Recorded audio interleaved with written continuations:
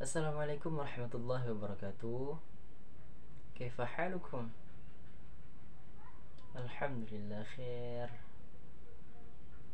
Baik, sebelum kita memasuki pembelajaran kita pada hari ini, yakni tentang lafaz mutlak dan muqayyad, mari kita baca dulu sifat wajib bagi Allah serta sifat wajib bagi sifat mustahil bagi Allah. Ayo semuanya sama-sama kita baca. Bismillahirrahmanirrahim. وجودك دم بقاء مخالفته للحوادث قيامه بنفسه وحدانية قدرات إرادات علم حياة سماع بصر كلام قادرا مردان عالما حيا سمعا بصرا متكلما. Wujud artinya ada, kidam artinya sedia, baka artinya kekal, khalfathu lil hawadisi bersalah-salahan dengan segala yang baru, qiyamuhu binafsihi berdiri sendiri Allah Ta'ala, wahadanian esa qudrat berkuasa, irada berkehendak, ilmu mengetahui, hayat hidup, sama' mendengar, basar melihat, kalam berbicara. Kaunuhu qadiran, hal keadaannya Allah itu berkuasa. Kaunuhu muridan, hal keadaannya Allah itu berkehendak. Kaunuhu aliman, hal keadaannya Allah itu mengetahui. Kaunuhu hayyan, hal keadaannya Allah itu adalah maha hidup. Kaunuhu sami'an, Allah itu maha mendengar. Kaunuhu basiran, Allah itu adalah maha melihat. Kaunuhu mutakalliman, Allah itu maha berbicara.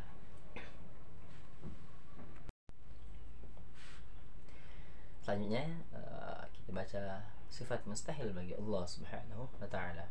Ya, sama-sama.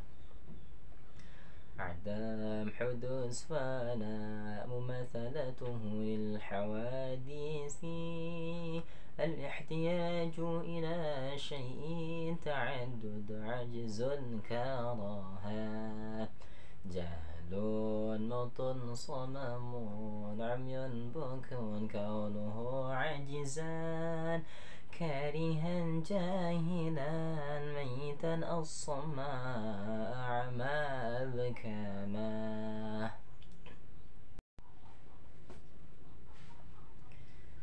Adam artinya tiada, hudus artinya baharu, fana artinya binasa, masalahul hawadisi artinya sama dengan segala makhluk yang baharu, al-ihtiyaju ila syai'in artinya butuh kepada sesuatu, ta'addud artinya berbilang-bilang, ajizun artinya lemah, karaha artinya terpaksa, jahlun artinya bodoh, mautun artinya mati, sumamun artinya tuli, amyun artinya Allah itu buta, bukumun artinya Allah itu bisu. Kaunuhu ajizan artinya hal keadaannya zat Allah itu adalah lemah. Kaunuhu karihan, keadaannya zat Allah itu adalah terpaksa. Kaunuhu jahilan artinya hal keadaannya Allah itu adalah zat yang bodoh. Kaunuhu mayitan, hal keadaannya Allah itu adalah zat yang mati. Kaunuhu as-sama, hal keadaannya Allah itu adalah hal keadaannya Allah itu adalah bisu ya. Selanjutnya kaunuhu a'ma, keadaannya Allah itu adalah buta. Yang terakhir yakni kaunuhu abkama, bahwasanya zat Allah itu adalah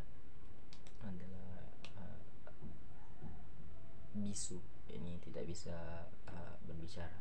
Ini adalah sifat-sifat mustahil yang mustahil Allah miliki. Lalu terakhir tambah satu, yakni dengan sifat jaiz bagi Allah, yakni fi'lu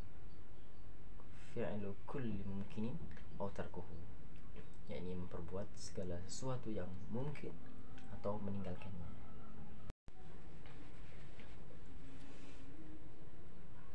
Mari selanjutnya kita masuki pada materi kita hari ini.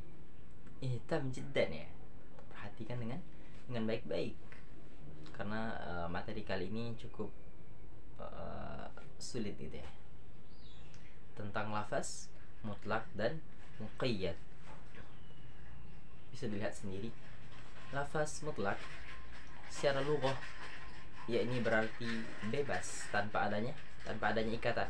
Sedangkan secara istilah, lafaz mutlak merupakan suatu lafaz yang memberikan petunjuk terhadap satu satuan atau beberapa satuan yang mencakup tanpa adanya ikatan yang terpisah secara lafaz.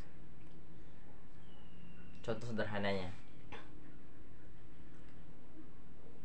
seperti pada perkataan saya memuliakan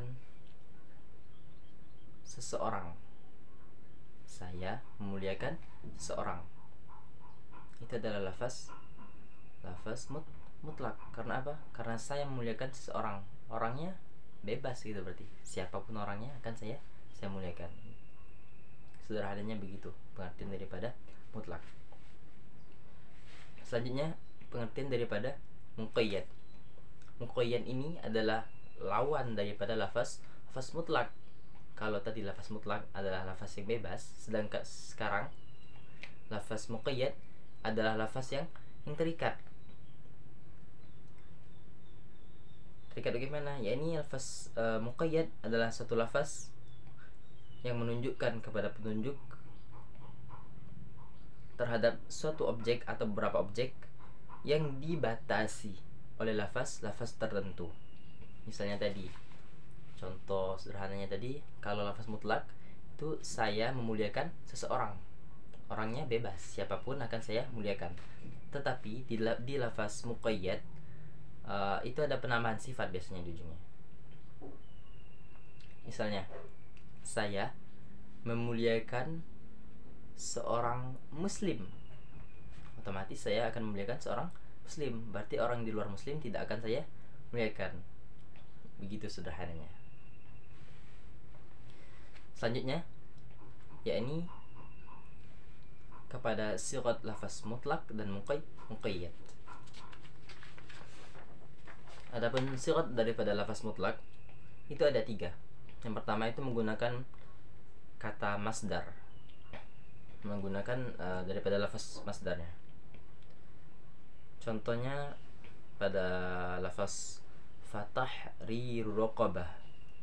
Tahriru itu adalah lafaz masdar daripada asal kata harra yuharriru tahriran. Fatahriru raqabah, maka hendaklah memerdekakan seorang budak.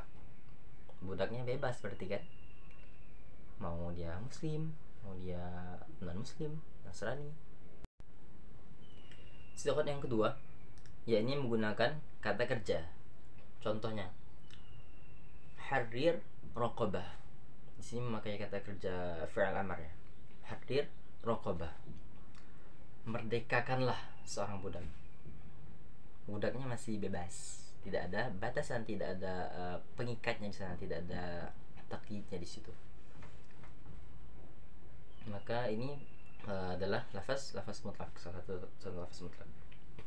Lalu sigat yang ketiga, yakni menggunakan fi'il mudhari'.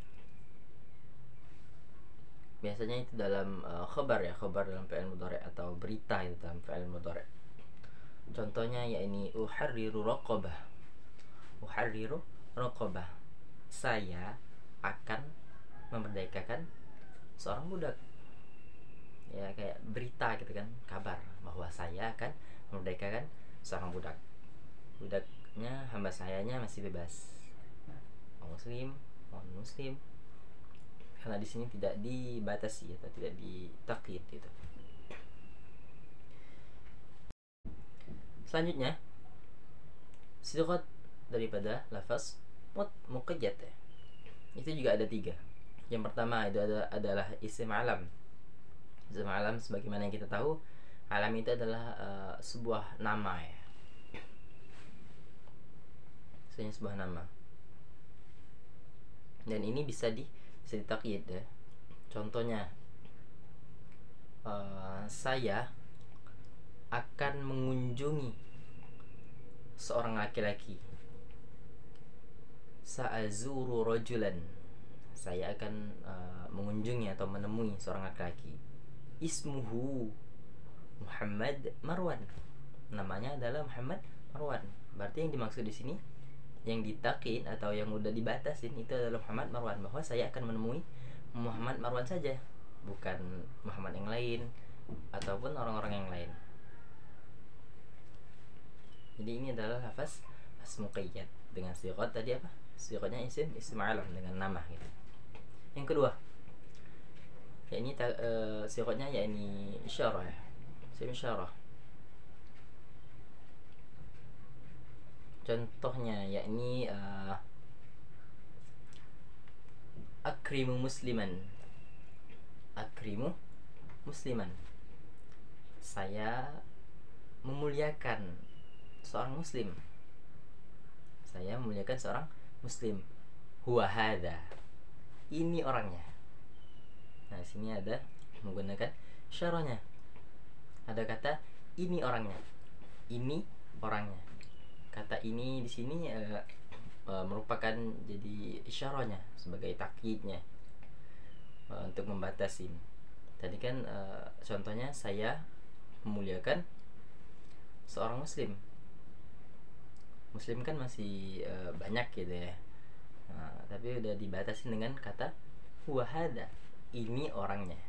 Jadi orangnya itu udah pasti ya yang ini, bukan orang yang lain. Yang ini orangnya.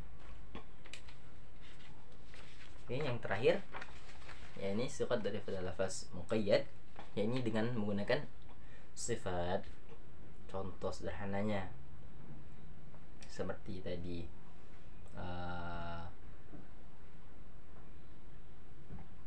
saya memuliakan orang Irak atau saya memuliakan orang Indonesia.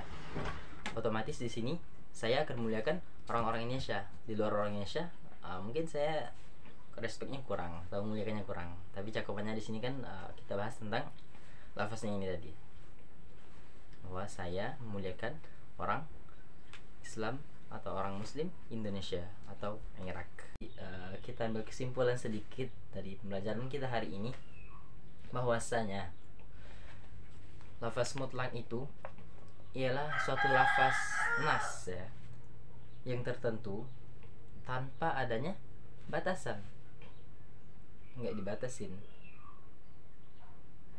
yang mempersempit daripada cakupan maknanya. Jadi maknanya itu masih luas, masih bebas. Contohnya tadi kayak tadi kan, kayak saya memuliakan seseorang, orangnya bebas, berarti semua orang akan saya muliakan.